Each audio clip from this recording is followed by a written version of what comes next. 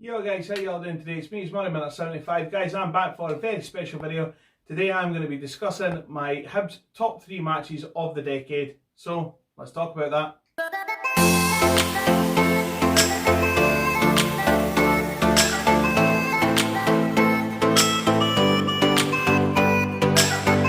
So folks, as I said, I'm going to be discussing my top 3 Hibs matches of the decade. It's going to be 2020 soon. It's Hogmanay tomorrow, so obviously there's going to be plenty of plans in place for a good wee bevy tomorrow. I know I certainly have my plans. I hope you have lots of plans as well. But obviously, as I say, we approach a new decade. Obviously, there's been a lot of matches in that time. And yeah, just as I say, I want to discuss my top 3.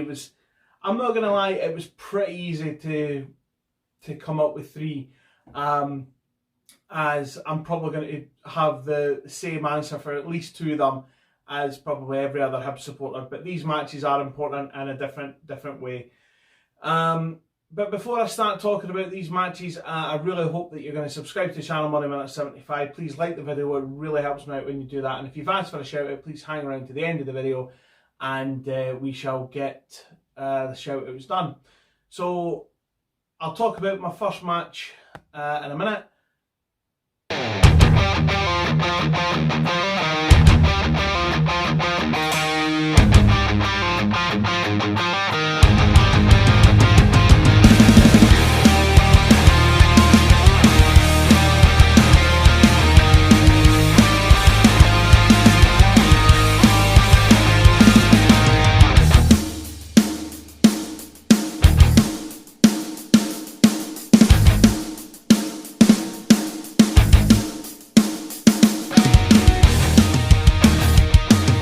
So, as you can see from that wee title there, my first match that I picked was the game against Rangers in 2014. I'm unsure of the date, to be honest. That's terrible. I'm going to have to figure that out. But yeah, the first match that I picked was against Rangers at Easter Road, and it finished 4-0 to Hibs.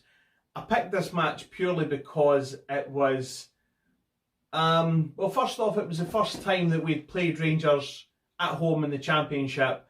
And to be honest, it was a game that I wasn't sure how we were going to go.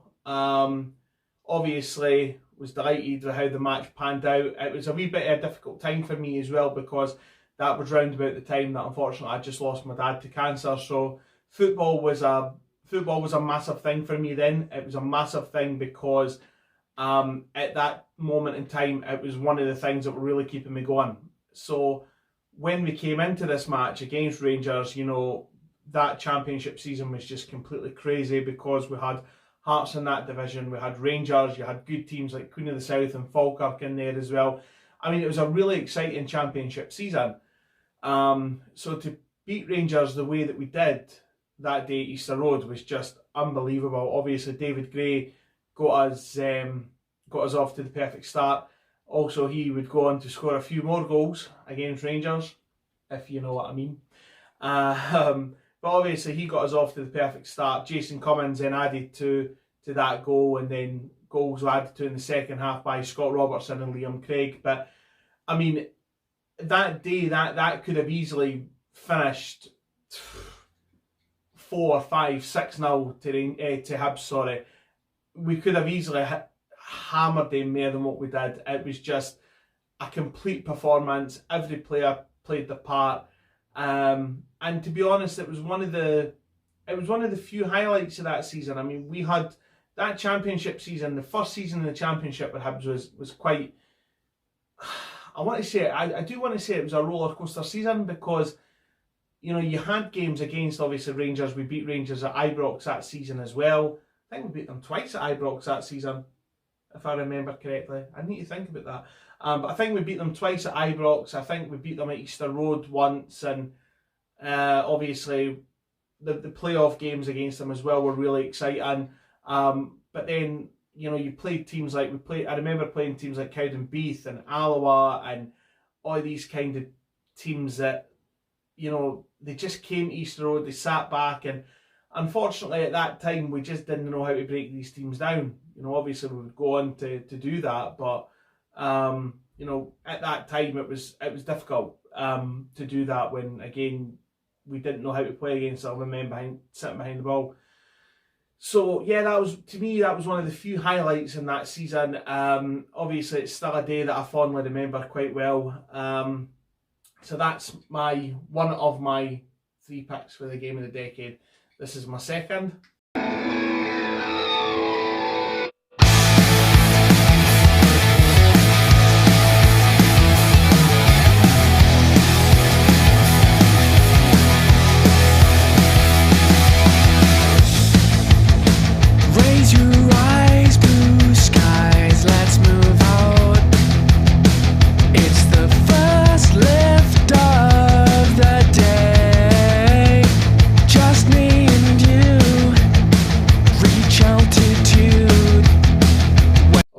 So the reason why I picked this match, for obvious reasons, it's because it's not often you come from 2-0 down at Tynecastle to walk away with a 2-2 draw.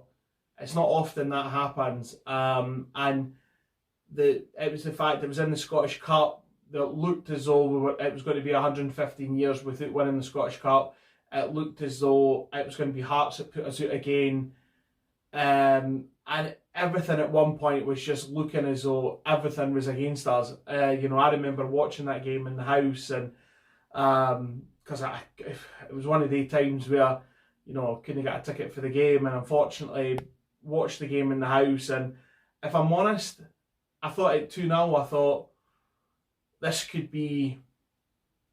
is going to go one of two ways. Either we're going to get back into it, or they're going to hammer us even more, because it was like we were still attacking, we were still attacking, and it looked at one point like we weren't going to get anything out of the game. I remember one of the biggest moments of that game that I can remember was, I remember obviously we just signed Anthony Stokes back on loan for Celtic. I remember he was through on goal at one point, and instead of driving the ball, he actually lashed it, and it ended up hitting the side net. And I remember the commentator saying at the time, I think it was Ian Crocker, who turned in and said the Hibs fans behind the goal thought that was the moment.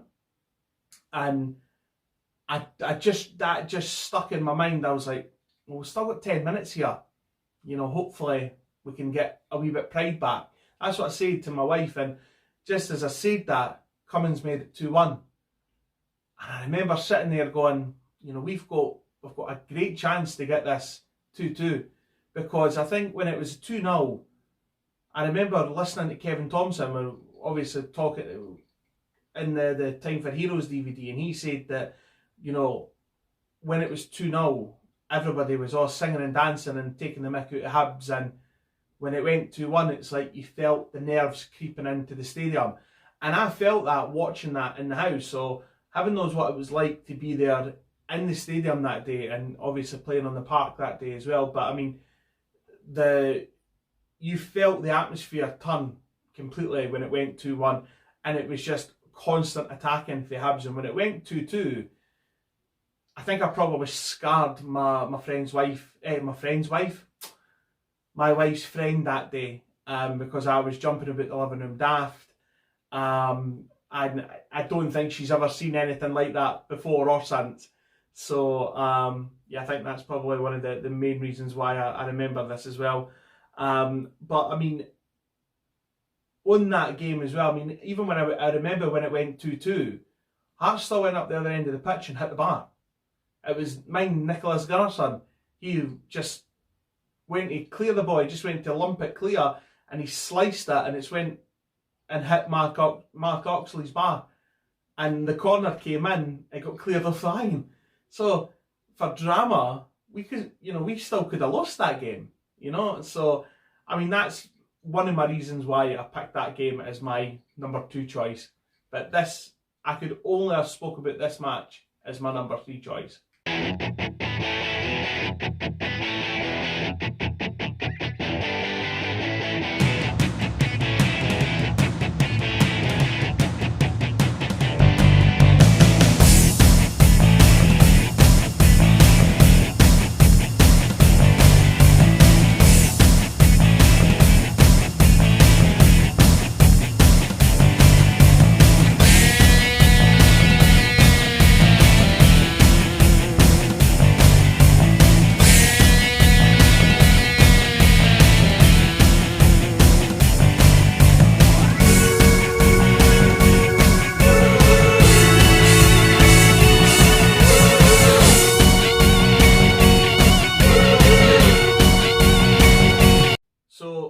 let's be honest, who thought I was going to pick another match other than this one?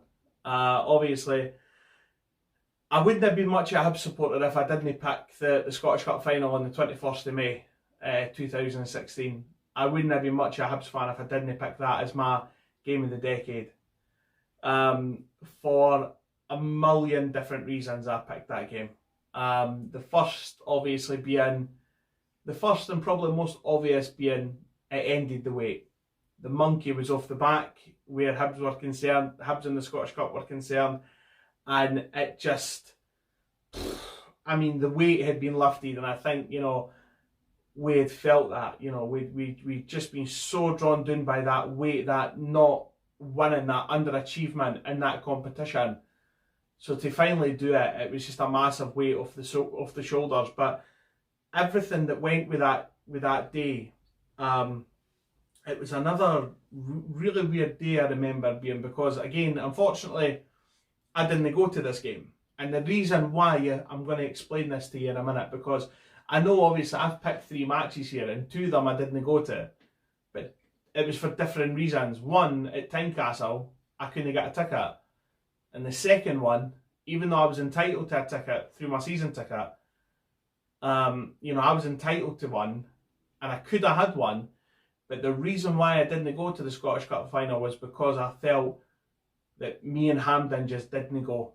Most of the times that I went to Hampden, I walked away disappointed. Like even in that particular season, losing the League Cup to Ross County. And I remember walking away from the stadium that day, as I say, the League Cup against Ross County, and I remember saying to my wife, that's it. I'm never ever gone back to Hampden. I'm never ever gone back. I know I've been back since. I went for the League Cup semi-final against Celtic this season, but, I didn't go to the Scottish Cup because at that run up to the Scottish Cup final was different to anything that I'd ever known. Different to anything. Like when you had a cup run, and as the rounds started progressing, you started getting that feeling where, well, we could do this. We could do this. And that was the difference this time. It wasn't we could do this for me. It was, we are going to do this. And I can't explain it, but as the rounds kept progressing, I just kept getting more and more confident. And after the game at Tynecastle, I thought, this is it. Nobody else is touching this cup other than us. And again, games against Inverness, Dundee United, games that were a bit iffy, you could probably say. I'm not going to say we made it look easy or anything like that, because it was hard, but we still done it, and we done it the hard way. I remember waking up on cup final morning, and I had this feeling in the pit of my stomach that said, today's the day. Today is the day. And I couldn't explain it. I was too frightened to say anything, because you know what it's like, you say something and it doesn't come true. But that day was different. That day was just so different. And having even the way we won the cup was Hibs in a nutshell. To be 1-0 up, 2-1 down, and then to win the cup 3-2 with practically the last kick of the ball. That is Hibernian Football Club in a nutshell. And I'm not ashamed to admit it. I know I'm going to be the same as every other Hibs supporter who was there on that day. But when it went 3-2, and when the whistle went to signal the end of the wait, the first thing I done was I just dropped to my knees, and I just burst into tears. I burst into tears, and I can't explain it. I was just so happy. I just couldn't believe it. I was in disbelief. I couldn't believe it that we'd done it. And it became real to me the day of the parade.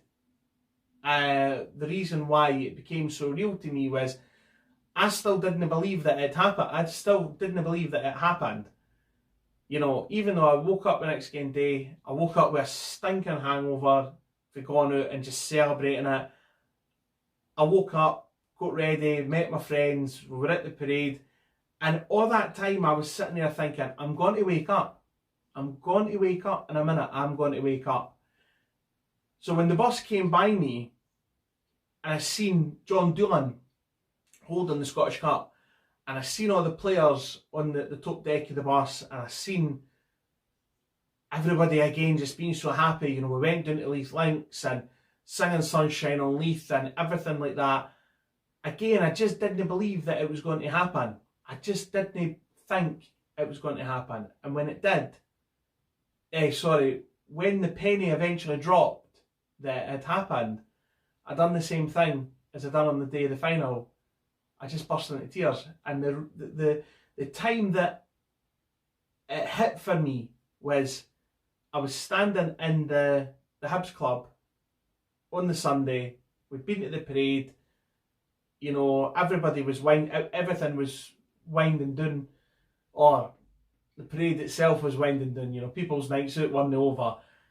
But I walked for Leith Links up to the Hibs club, met my family in there, I met my cousins and everything like that in there, and the DJ was blaring the music, but you know, put out you know, loads of quite quick paced songs. You know, everybody was up, everybody was really, really happy.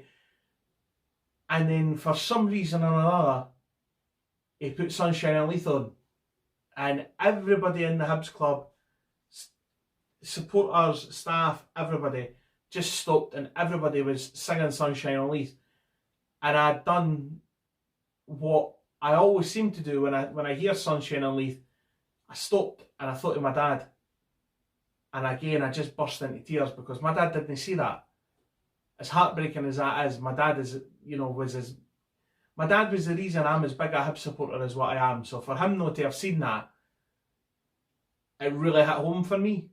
Do you know what I mean? So when I heard Sunshine on Leith and I had my cry and everything like that, I just looked around the room and I remember there was not a dry eye in the house, because I think at that point everybody stopped and thought about somebody who hadn't seen it.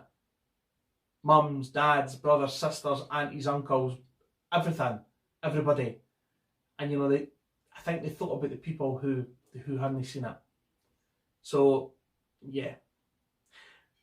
Right. So anyway, guys, I'm going to no let the tone drop anymore. I'm not going to let it go anymore. Basically, they are my 3 top picks for the matches of the decade. If you agree with my list, you know, give the video a like. If you don't agree with it, slap a comment in the comment section below. Tell me your matches of the decade, and what do we expect for 2020? But yeah, on that note, I'm going to leave the video there. I really, really do hope you guys have a happy new year. I hope you have a really good Hogmanay tomorrow, and I wish you all the best for 2020. Yeah, so anyway, I'll see you next year for the first video of 2020. But until that time, guys, take care.